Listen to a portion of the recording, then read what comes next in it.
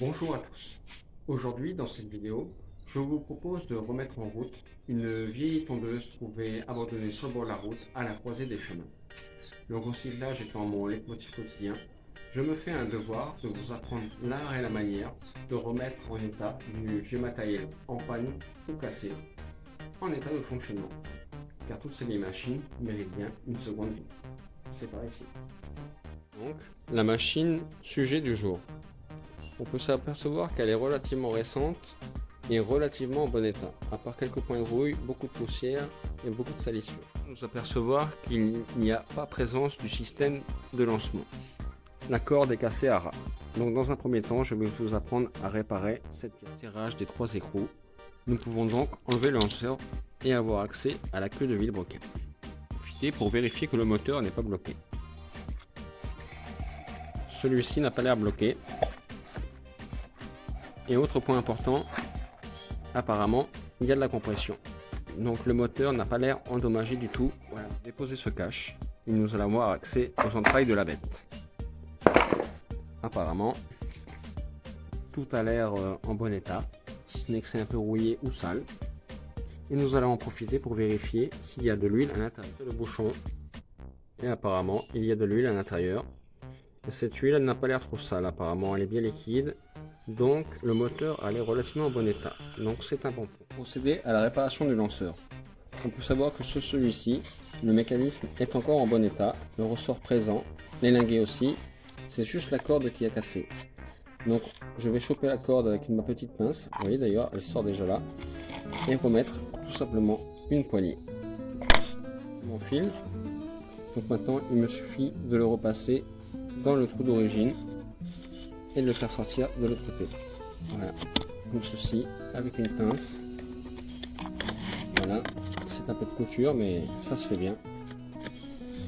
Voilà, une fois qu'on en est là, bloque le mécanisme avec mon doigt pour maintenir le brin sorti. Nous allons réintroduire le fil dans son logement en le faisant passer de part en part de la poignée de lancement. Ensuite, vous faites un double nœud à l'extrémité, comme ceci. Voilà. Vous faites passer la file dedans et vous vous assurez que ça tient bien, ce qui est notre cas. Et voilà, notre réparateur est lancé. Il est juste un peu lâche, alors je vais vous montrer la technique pour retendre tout ça. Faites sortir la corde assez long en bloquant toujours avec votre pouce. Il y a une encoche comme celle-ci qui vous permet de faire passer le fil en maille comme cela. Si j'y arrive du premier coup, voilà. Et à partir de ce moment-là, vous engagez la ficelle dans ce trou, voilà, la partie côté tendeur, et vous tournez en tenant la ficelle comme ceci. Voilà, vous retirez de l'autre côté, clac, et là, notre bain est retendu. Vous pouvez voir que ça fonctionne parfaitement. S'assurer que les linguets sortent bien, ce qui est notre cas. Donc le lanceur est réparé et remis à sa place. Je vais démonter la bougie afin de vérifier s'il y a de l'allumage. Pour démonter, vérifier l'état des électrodes et surtout brossez-la avec une brosse métallique. Celle-ci a l'air pas trop mal, donc on va la tester. Les deux sont équipés d'un frein de volant couplé à une sécurité qui coupe l'alimentation électrique de la bobine.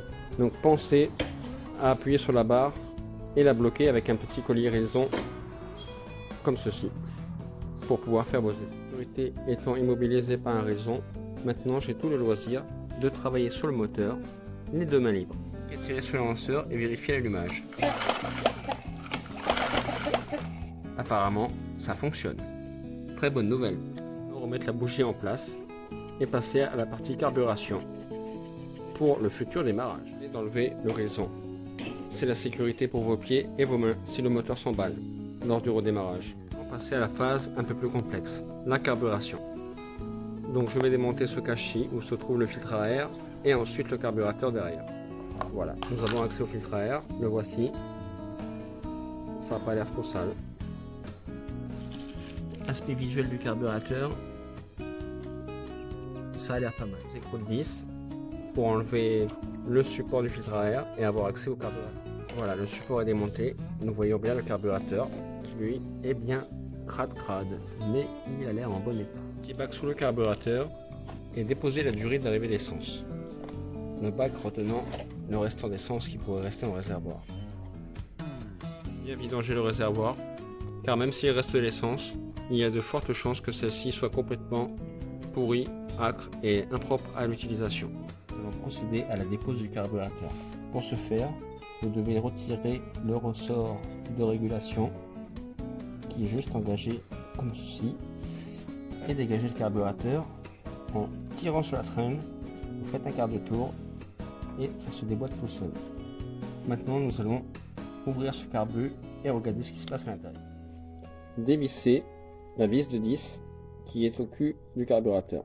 C'est ce qui retient la cuve, tout l'ensemble cuve. Donc la vis, vous l'enlevez, vous ouvrez la cuve. Des fois c'est un peu bloqué. Prenez un manche de tournevis et un coup sec. Voilà. Hop. Au niveau démonté, vous avez accès à tout le système, donc c'est-à-dire le flotteur, le gicleur principal, voilà, et le flux de carburation. Donc là il y a juste en gros à démonter le gicleur principal, le flotteur avec le pointeau de régulation d'essence, nettoyer tout ça et ça devrait repartir puisque globalement il n'y a pas de vernis ou de dépôt ou de saleté quelconque. Pourtant vérifiez bien que la pointe, le pointeau soit en parfait état, qu'il n'y ait pas de dommages à cet endroit ici, sinon ça causerait des fuites et d'un coup un problème sur la carburation. Également que le gicleur principal ne soit pas bouché, celui-là est en parfait état. On va vérifier le gicleur d'émulsion qui se trouve sur le dessus du carburateur. Dévissez-le et assurez-vous que le petit trou présent au centre, je suis désolé pour la mise au point, voilà, soit parfaitement débouché. Pour ce faire, rentrez une corde de guitare à l'intérieur. Une corde de guitare comme ceci, voilà, et vous vous assurez que ça passe bien à travers. Vous voyez, on la voit dans le trou là. Donc c'est bon, ce gicleur est parfaitement débouché et propre, apte à ses fonctions. C'est très important car il permet d'obtenir une carburation homogène en adjoignant une petite quantité d'air dans la quantité d'essence afin de favoriser la vaporisation du carburant. Il ne reste plus qu'à nettoyer le corps du carburateur, passer un coup de soufflette un peu partout dans tous les trous, surtout les deux qui sont à l'intérieur. Vous voyez, c'est les canaux d'amener d'air, des tubes d'émulsion et de ralenti. Le corps du carburateur, rien de plus simple, j'utilise un bac rempli d'essence avec un petit pinceau et on y frotte un peu partout comme ça jusqu'à l'obtention d'un résultat parfait. Sur les plus sales, j'utilise une machine à ultrasons comme celle-ci qui permet de décaper vraiment en profondeur. Vous pourrez vous en procurer une sur internet à un prix dérisoire. Nettoyez les carburateurs, soufflez tous les trous, les gicleurs comme il faut bien. Nous pouvons procéder au remontage. Le est remonté, il n'y a plus qu'à le remettre en place sur la machine. Avant de remonter le carbu, nettoyez un petit peu le pourtour et l'environnement de cette zone afin que ce soit bien propre. Et un point aussi, vérifier l'intégrité du joint qui fait la liaison entre la culasse et le carburateur. Celui-là est en bon état, on peut le remonter direct. Le carburateur étant de nouveau en place sur la machine, remplissez d'essence sur le réservoir et vérifiez s'il y a une fuite au niveau de la cuve par rapport au pointeau, si celui-ci est en bon état ou pas. Une petite quantité d'essence devrait suffire, car si ça fuit, il ne faut surtout pas la perdre au prix que ça coûte. Il n'y a plus qu'à patienter une minute ou deux, histoire que l'essence arrive dans la cuve du carburateur et vérifier s'il y a des fuites. Vérifiez qu'il n'y ait pas de fuite sur le carburateur, vous pouvez remonter le cache, support filtre à air et le filtre à air et procéder à la remise. Pour un essai, la procédure normale, appuyez 3 fois et normalement.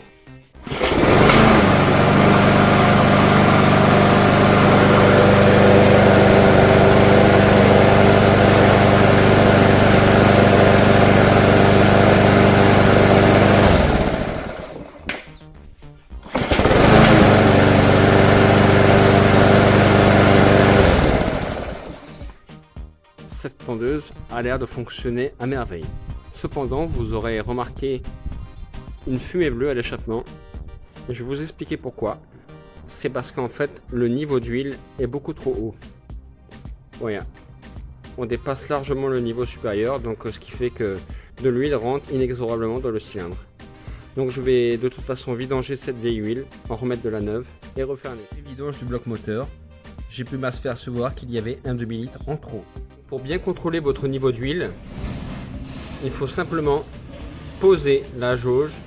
Vous essuyez d'abord, comme ceci, avec un chiffon, bien entendu. Et là, vous venez simplement poser la jauge sans la visser. Et vous la retirez et vous faites la lecture de niveau. Et là, on correspond au niveau correct. Un nouveau démarrage pour vérifier si ça fume toujours.